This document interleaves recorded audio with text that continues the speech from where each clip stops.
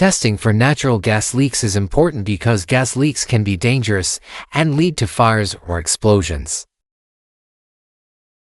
There are several ways to test for leaks. The most popular way is with soapy water.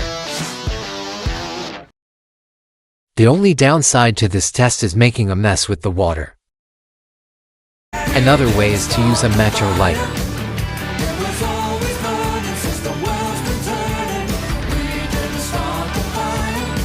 This test could be very dangerous as it ignites the gas if there is a leak.